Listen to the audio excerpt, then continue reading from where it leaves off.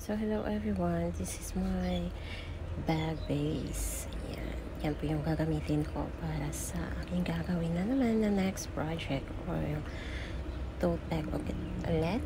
Pero ibang design na naman yung gagawin ko. At saka syempre, ibang color na naman. So, yan. Red and color gray. So, yan. Ang ganda ng aking yarn. O, diba? Saan ba siya? Saka yung crochet hook na 3.5 mm. So, ayan guys, let's start. So, slip knot ulit muna tayo dito. And then, mag-chain tayo ng 20. So, this 1, 2, 3, 4, 5. Ito po yung guys, yung tinatawag na chain stitch. O, diba? Pag marunong ka nito, mga basic lang, makakagawa ka pa rin ng mga bags or kahit ano, sombrero or mga bags, sling bag, gano'n. Basta alam mo yung basic lang. Saka marami namang tutorial, kaya marami tayong pwedeng magaya, o diba, ng mga design para sa mga beginners lang.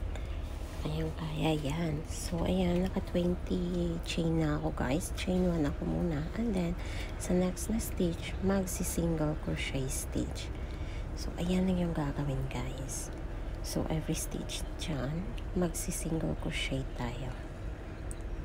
So, pahabain natin to mga 50 lines siguro na single crochet stitch. Ayan, para gagawin natin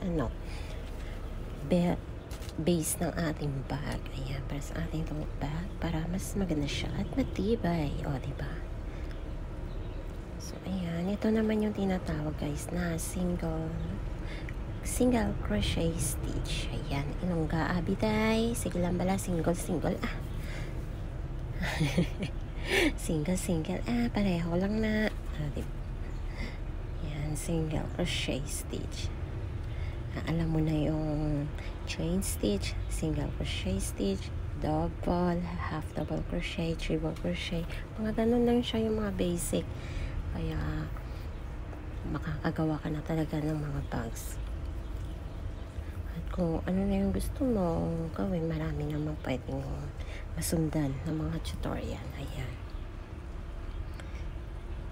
So, sa akin, ay gagawa muna ng mga bags. Ayan. Pang may time, hindi gagawa. Pag busy, di wala. Diba? Ganun lang yan. At saka may pambili ng yarn, go. Makakagawa. Pag wala, i-stop. Parang wala na, hindi na ako nag-hype. Oh my gosh. So, ayan na nga guys. Malapit na tayo dito. So, ayan yung ating last. Kaya ano natin dyan yung over natin na yarn kasi pwede natin yan i-hide pag sa pag nasa last part, pwede na yan siya ma-hide. So, ayan na siya guys. Natapos na natin ang ating first line. So, we need to turn to the left side. Diba? Turn to the left talaga. And then, mag-chain 1 tayo para maging even ang ating edge. So, 1. So, sa second stitch po tayo mag-start ng single crochet stitch natin. So, yun lang siya guys. Diba? Easy lang. Filterin lang natin. At saka, single crochet stitch ulit tayo. Yan lang yan. Diba? Easy lang. Kaya, kahit mabagal, okay lang yan, makakagawa pa rin naman ng mga bags. Tatapos din yan.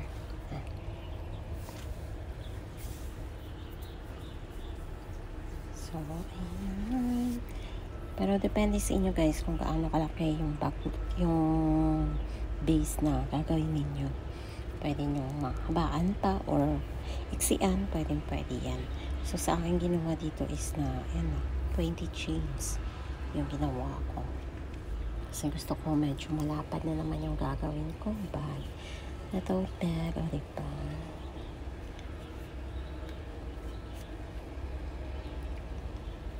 Try and try. Practice more.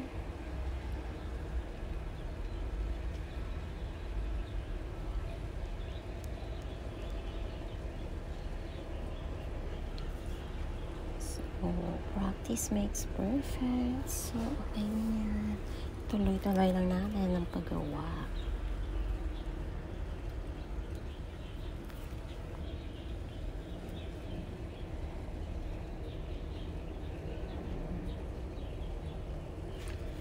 So, malapit na tayo dito sa dulo. So, try na natin ulit.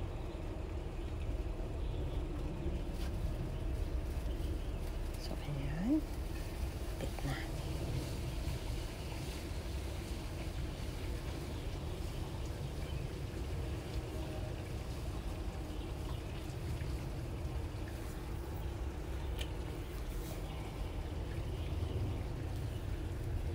And then, single crochet stitch to the last one.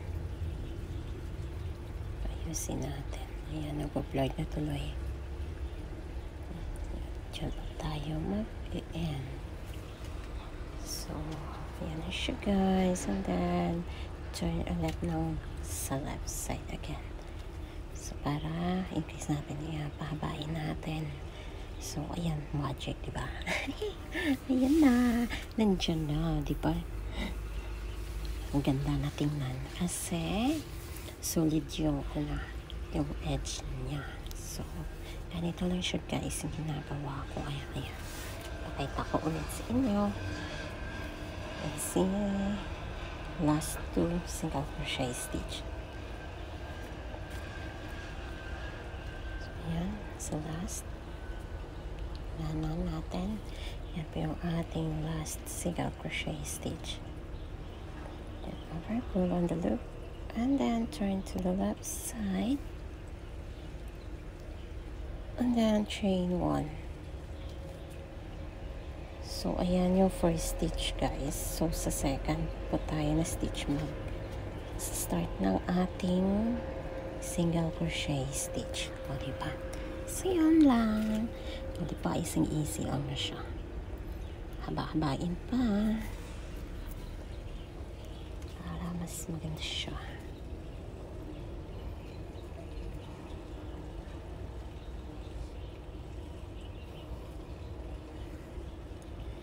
So, yan. Tuloy-tuloy lang.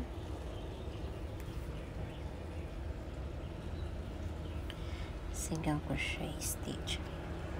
Pause. Gagawa na naman ako ulit na crochet tote bag. So, granny stitch ulit para at ibang design na naman na granny stitch. So, diba? Ang ganda. Ay, wow. Thanks for watching, guys. Abangan sa aking next na video. Bye-bye. Thanks again. So, ito naman, guys, yung aking next na project is tote bag ulit. Pero, mas malaki na siya at medyo malapad. So, ayan, 2 color combination pa rin tayo. Yung gagawin ko, ayan. Para siyang para siyang diamond. Yung outcome niya pa. Ayan, gray and color red. So, change color na tayo. So, ayan. Need lang natin hipitan. So, ayan, sa next na space. 3 double crochet stitch yung ito. Ayan, ayusin natin para mas maganda siya.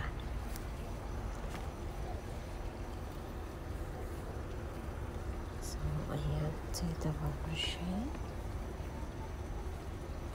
Then 3 double crochet. Dito na part. Next, 2 ulit tayo. Yan, double crochet stitch again.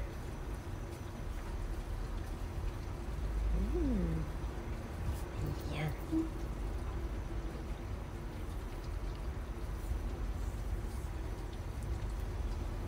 So far, mas maganda siya tingnan. Dalawang red tayo sa space. Then, sa next dito guys, so mag-change color tayo ulit sa color gray. Ito na yung aking nagawa sa ngayon. Ayan, ang ganda niya palang tingnan. Ayan, malapit-lapit na din ako matapos. Ayan, granny stitch po yung ginagawa ko dito na stitch. O, diba? Ang ganda. Bongga pala niya. Ay, ang ganda. Siyang diamond tingnan, diba?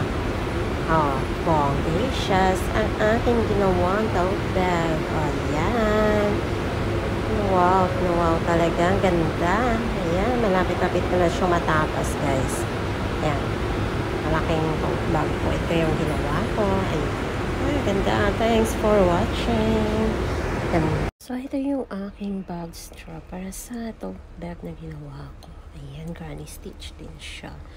At saka parang, parang diamond yung design niya. Ayan. Kasi yung first na ginawa, hindi ko nakuha na ng video. So, sa next na another strap na ako mag-video. Ayan. Diba? Ang ganda din naman. Ito na siya, guys. Paninag stitch ako dito or chain ng 120. Ayan. And then, half double crochet stitch lahat. And then, sa next, yan naman. Start na ng double crochet stitch or granny stitch. O, diba? So, alternate lang yung ginawa. So, ayan na nga, guys. Double crochet stitch. And then, skip 2. And then, alternate po natin. Yan po yung ginawa ko. 2 color red. 3 double crochet stitch. And then, 3 double crochet stitch na color gray. So, para makabuo tayo ng diamond design or yung tinatawag na granny stitch. Diba? And then, ayan, change color na tayo. And then, skip tayo ng 2. So, sa third na stitch, dyan pa tayo magda-double crochet stitch ng 3 times. Ayan. Para ito sa ating another strap sa tote bag na ginagawa ko. So, ayan, ganda na din. Kailangan makapal din yung yung ating strap para tapos na din talaga siya, guys. Ayan. Granny stitch yung ginamit ko dito na design. Parang siyang diamond din. Tingnan. Ay, ang ganda talaga. Ang tote bag. Ay, ang ganda. So, ganito siya. So, and then, ang pambaba is ganyan yung base niya. Diba? Ang ganda.